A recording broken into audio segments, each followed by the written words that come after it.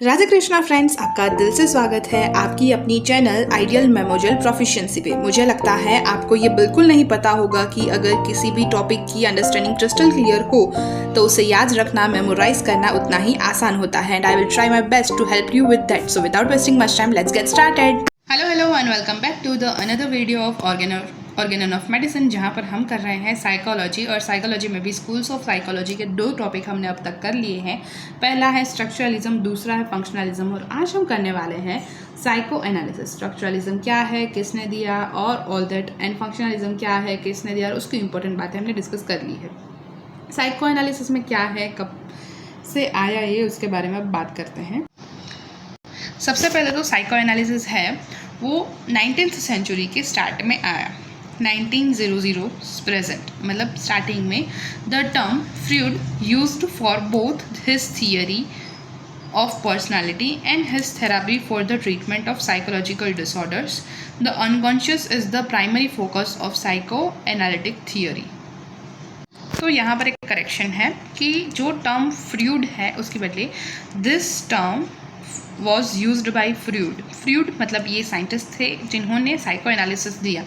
तो फ्रूड ने यूज़ किया इस टर्म को दोनों चीज़ों को समझाने के लिए, यानी कि जो थियरी है पर्सनालिटी की, theory of personality, and therapy used for the treatment of psychological disorder. और जो थेरापीज यूज़ होती है to treat the psychological disorders, तो इसको दोनों चीज़ों को रिप्रेजेंट करने के लिए, समझाने के लिए उन्होंने टर्म यूज़ किया साइको एनालिसिस, यानी कि पर्सन की जो पर्सनालिटी है वो, और अगर उसको कोई साइकोलॉजिकल डिसऑर्डर है तो उसके लिए क्या ट्रीटमेंट थेरापी है, उन दोनों चीज़ों को रिप्रेजेंट करता है ये term. The unconscious is the primary focus of the psycho analytic theory. यहाँ पर क्या है, अब तक हमने जो बात की वहाँ पर हमने कॉन्शियसनेस की बात की, फिर हमने बात की फंक्शनलिज्म में कॉन्शियसनेस के यूजेस की, उसके इवोल्यूशन की, वो क्यों सर्वाइवल रेट में वो हेल्पफुल था, क्यों अब तक वो हमें पास हुआ, एंड ऑल दैट, मतलब जो चीज़ें इंपॉर्टेंट है वो। तो यहाँ पर हमने क्या की, द अनकॉन्शियस, मतलब जो अनकॉन्शियस पर्सन है या फिर जो अनकॉन्शियसनेस है वो में भी यहाँ पर प्राइमरी फोकस है साइको एनालिटिक थियरी में। Psychoanalysis was founded during the late 18th and early 19th by Australian doctors Sigmund Freud. तो ये लेट 18th और अर्ली 19th में फाउंड किया गया by Austrian doctor Sigmund Freud. Psychoanalysis was based on the theory that behavior is determined by powerful inner forces. तो behavior उनका ऐसा मानना है, ये थियोरी जिन्होंने दी है फ्रूड सर ने, उन्होंने, कि जो बिहेवियर है वो डिटरमाइन होता है बाय पावरफुल इनर फोर्सेस। मतलब हमारे अंदर कुछ फोर्सेस हैं, उसमें जो पावरफुल इनर फोर्सेस है वो हमारे बिहेवियर को डिटरमाइन करती है। According to Freud and other psychoanalysts, from early childhood people repress, force out of conscious awareness and any desire or need that are unacceptable to them or to society. तो Freud के according psycho analyst हैं वो क्या करते हैं, early childhood से ही people के जो रिप्रेस है, यानी कि जो चीज़ें उनके अंदर दबी हुई है, कि उनको फोर्स किया गया है कॉन्शियस अवेयरनेस में कि आप ये मत करो, और वो चीज़ के लिए उसको डांटा गया है, कुछ भी, मतलब वो कोई बात है जो उसको बताने से रोका गया है, तो वो चीज़ें उसके अंदर रिप्रेस हो गई है, दब के कहीं है, अंदर है, अभी भी है, लेकिन अंदर डीप डाउन इनसाइड कहीं पर है। एनी डिज़ायर और need that are unexpectable to them, मतलब बाहर की सोसाइटी के लिए, लोगों के लिए जो चीज़ उनके लिए अनएक्सपेक्टेबल है, उसके लिए वो कोई पर्सन को फोर्स करता है कि तुम भी ये मत करो, और वो डिज़ायर उसके अंदर है, लेकिन क्योंकि वो ऑपोजिशन की वजह से वो लोग वो कर नहीं पाते और वो डिज़ायर अंदर दबी रहती है। तो साइको एनालिस्ट का काम है कि चाइल्डहुड से लेकर जो भी रिप्रेसेस है उसको एनालाइज करना। The repressed feeling can cause personality disturbance, और ये रिप्रेस्ड फीलिंग की वजह से पर्सनालिटी में डिस्टर्बेंस हो सकते हैं, सेल्फ डिस्ट्रक्टिव बिहेवियर हो सकता है, और इवन फिजिकल सिम्टम्स या फिर फिजिकल सिम्टम्स भी रिप्रेजेंट हो सकते हैं। देखो साइको एनालिसिस है वो थोड़ा डिफिकल्ट टर्म है, अंडरस्टैंड करने चाहो तो ईजी है। देखो फिर से एक बार इसको समझने की ट्राई करते हैं। साइको एनालिस्ट है, ये साइको एनालिसिस है, ये एक ऑस्ट्रियन डॉक्टर सिगमंड फ्रूड ने दिया है। ये एक अनकॉन्शियस थिंग पे फोकस करता है। अनकॉन्शियस मीन्स जिस चीज़ को लेकर, जिस बिहेवियर को लेकर आप अवेयर नहीं हो। Psychoanalysis was based on the theory that behaviour is determined by powerful inner forces. Behaviour है वो पावरफुल इनर फोर्सेस से बनता है। अगर किसी के अंदर बहुत गुस्सा है अंदर से, तो वो क्यों है? क्योंकि वो कभी अपनी बात को मे बी रिप्रेजेंट ना कर पाए और अभी उनको बहुत गुस्सा आता है और वो फिर फटक से वो गुस्से से वो रिप्रेजेंट करते हैं। मे बी ऐसा कुछ, मतलब पावरफुल इनर फोर्सेस है वो डिटरमाइन करती है बिहेवियर को।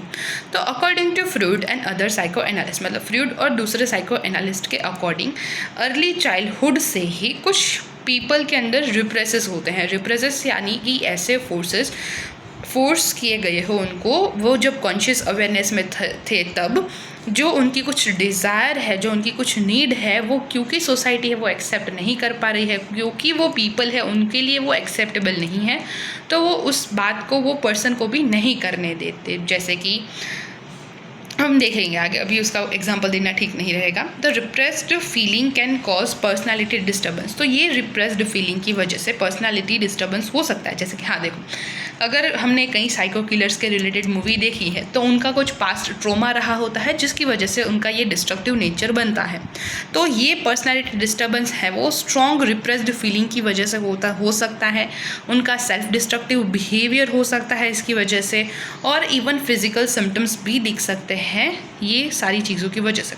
Freud said that unconscious conflicts, मतलब फ्रूड ऐसा बताते हैं कि कुछ अनकॉन्शियस कॉन्फ्लिक्ट होते हैं, कुछ मन के अंदर ऐसे वाद विवाद होते रहते हैं जिससे हम अवेयर नहीं हैं। कभी कभी हम अपने मन को भी चुप करा देते हैं कि नहीं, ये हम नहीं कर सकते क्योंकि ये सोसाइटी एक्सेप्ट नहीं करेगी। तो जो अनकॉन्शियस कॉन्फ्लिक्ट्स होते हैं वो अफेक्ट करते हैं, यूजुअली रिलेटेड टू सेक्स और aggressions were prime motivators of human behaviour. और ये दो चीज़ हैं, एग्रेशन यानी कि जब आप बहुत ही ज़्यादा एग्रेसिव होकर कुछ कर देते हो, एंड सेक्स, तो ये दो चीज़ों से रिलेटेड है वो अनकॉन्शियस कॉन्फ्लिक्ट्स रहते हैं जो प्राइम मोटिवेटर्स है ह्यूमन बिहेवियर के।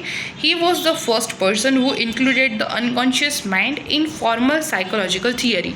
और फ्रूड ऐसे पहले इंसान थे जिन्होंने अनकॉन्शियस माइंड को पहली बार फॉर्मल साइकोलॉजिकल थियरी में इन्वॉल्व किया। Freud believed that all behaviours whether normal और abnormal is influenced by psychological motives of an unconscious ones. Freud का ऐसा मानना है, वो ऐसा मानते हैं कि जो भी सारे बिहेवियर हैं, चाहे वो नॉर्मल है या फिर एबनॉर्मल है, सारी चीज़ें इन्फ्लुएंस हुई है बाय साइकोलॉजिकल मोटिव्स। मतलब कि इनर माइंड में, back of the mind, psychologically आपके क्या मोटिव्स है, क्या मोटिव्स हैं, और मोस्टली ये मोटिव्स है उससे आप अनअवेयर होते हो, ऑफन अनकॉन्शियस वंस।